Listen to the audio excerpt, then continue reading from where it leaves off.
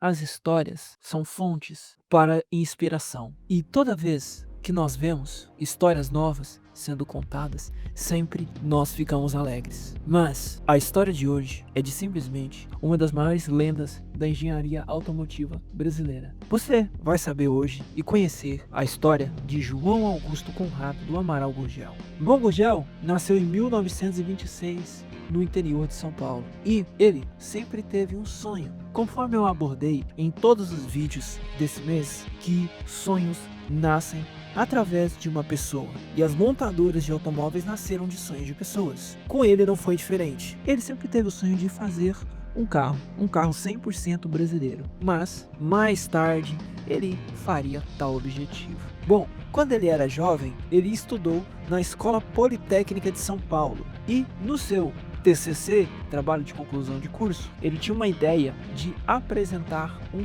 carro popular de 2 cilindros e o batizou de Tião. E o seu orientador lhe disse: Gurgel, carro não se fabrica, carro se compra. Então ele ficou meio impactado com o que o seu orientador lhe disse e mudou o seu projeto para um guindaste e desenvolveu seu protótipo. Porém, essa ideia de fazer o carro nunca saiu de sua cabeça. Depois que se formou, ele foi morar nos Estados Unidos e ganhou a oportunidade para trabalhar na General Motors and Truck Coach Corporation e também na Buick. Retornando ao Brasil em 58, ele fundou a Moplast, moldagem de plásticos, e ele começou a fazer peças plásticas para automóveis no Brasil e também fazer carroceria de fibra de vidro para brinquedos infantis. E guarde tudo isso que já já você vai entender o porquê que eu estou pedindo para você guardar. E esses karts, esses brinquedos infantis viraram febre na década de 60 e 70.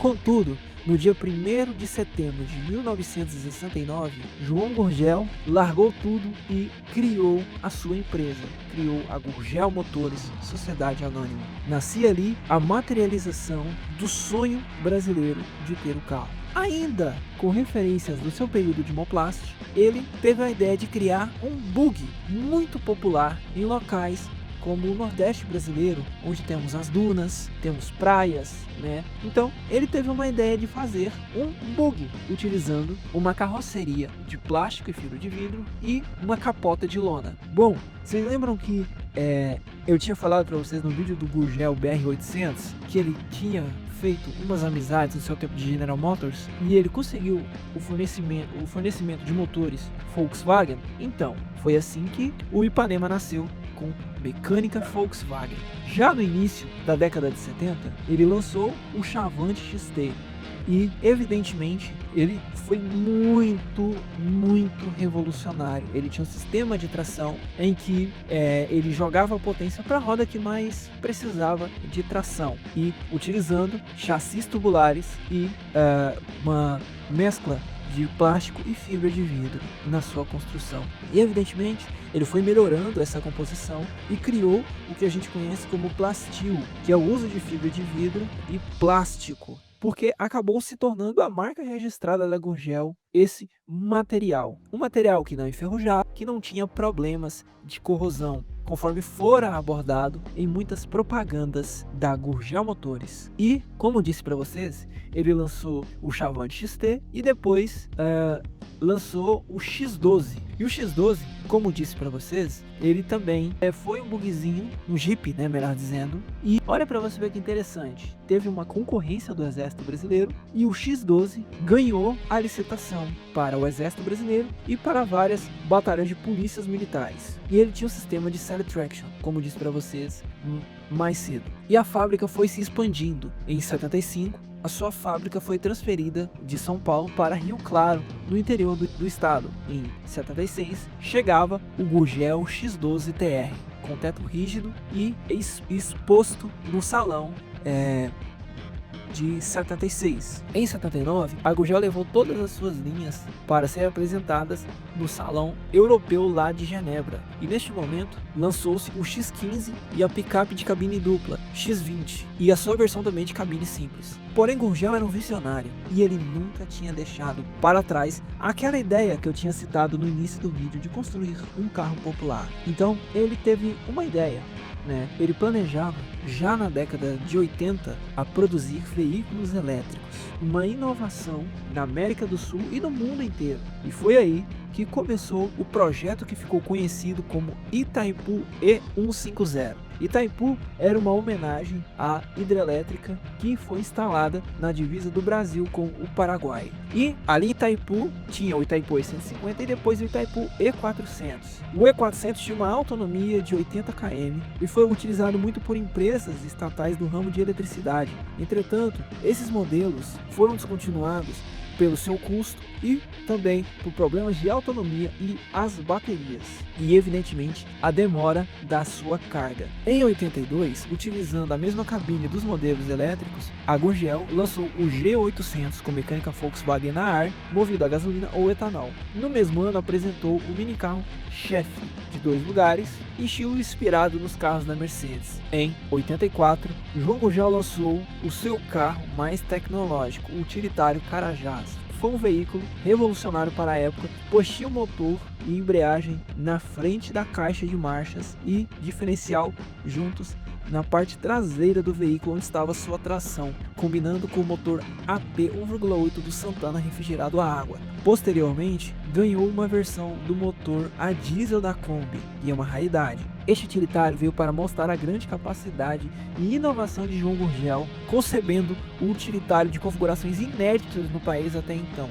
Fácil identificar a maioria dos carros produzidos pela Gurgel batizados com nomes que remetiam a elementos da cultura brasileira, como Chavante, Ipanema, Itaipu, Carajás e Tocantins. E no dia 7 de setembro de 1987, fora lançado seu projeto mais audaz, que seria o carro genuinamente brasileiro. E caso vocês não saibam, eu já gravei o vídeo da história do carro econômico nacional, Senna. O link vai estar na descrição desse vídeo. Acabando esse vídeo, você vai lá e assiste o vídeo do BR-800. A data foi escolhida justamente na independência do Brasil e, referentemente, fazia referência ao brasileiro que pedia a independência das montadoras estrangeiras que dominavam o mercado automobilístico do Brasil. Estruturalmente, o veículo era fabricado em uma mistura de aço, plástico e fibra de vidro, utilizando um motor de 2 cilindros de 650 ou de 800 centímetros cúbicos e refrigeração líquida.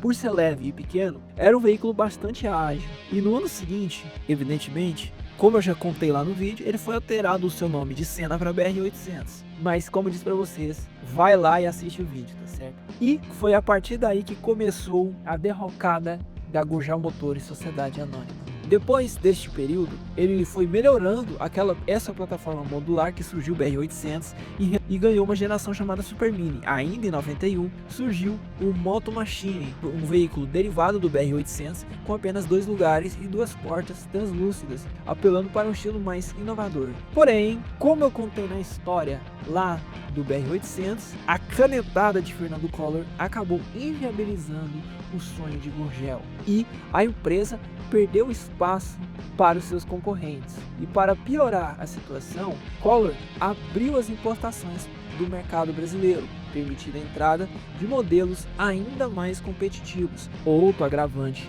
evidentemente, que agentes da Receita Federal na época, gerando um atraso na importação de algumas peças fundamentais para a linha de montagem, a produção caiu abruptamente entre os anos de 91 e 92. Isso gerou um grande impacto nas finanças da empresa. Foi quando em 93 a Gurgel Motores entrou em recuperação judicial, porém em 94 foi decretada a sua falência. João Gurgel tentou levantar a sua empresa com um empréstimo, porém o empréstimo foi negado. Mesmo assim, a empresa recorreu e conseguiu manter a sua produção até 96. Neste mesmo ano, João Gurgel seguiu sua vida como palestrante e acabou morrendo em 2009, após ser diagnosticado com um mal de Alzheimer.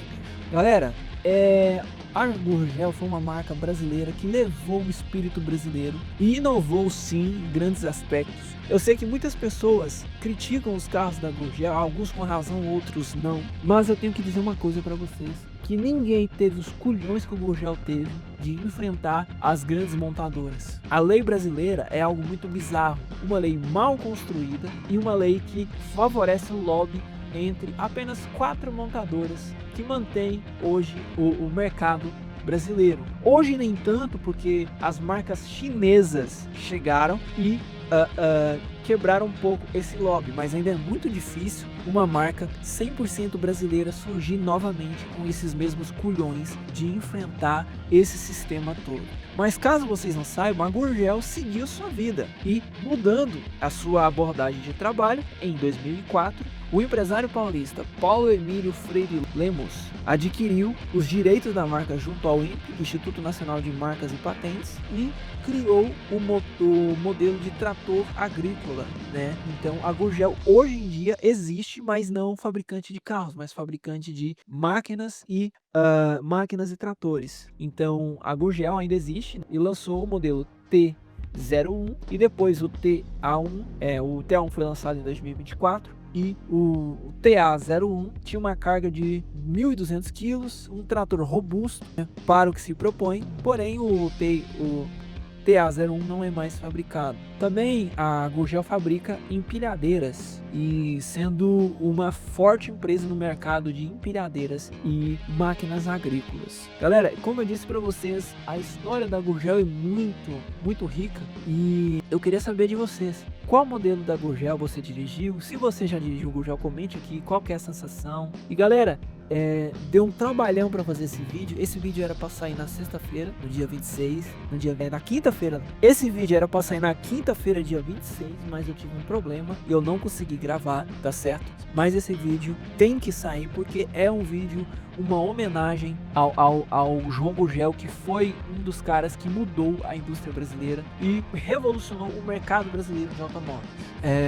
Eu aqui não vou ficar criticando e nem falando, mas eu tenho que dizer para vocês que, de fato, nós sentimos falta de empresas como a Gurgel. E na verdade a gente precisa, na realidade, de uma reforma ampla para que nós possamos ter acesso a carros baratos. O povo precisa de carro barato para andar. O povo precisa sair do transporte público e precisa sair das motos. Eu amo motos, mas se eu tiver condições, e logo eu terei condições, eu vou comprar um carro, para justamente eu não correr o risco de acidentar, entendeu? Mas então, galera, sem partir pro lado de opinião, por favor, compartilhe esse vídeo, compartilhe para o seu amigo que não conhece um pouco dessa história genial desse cara que vai deixar saudades.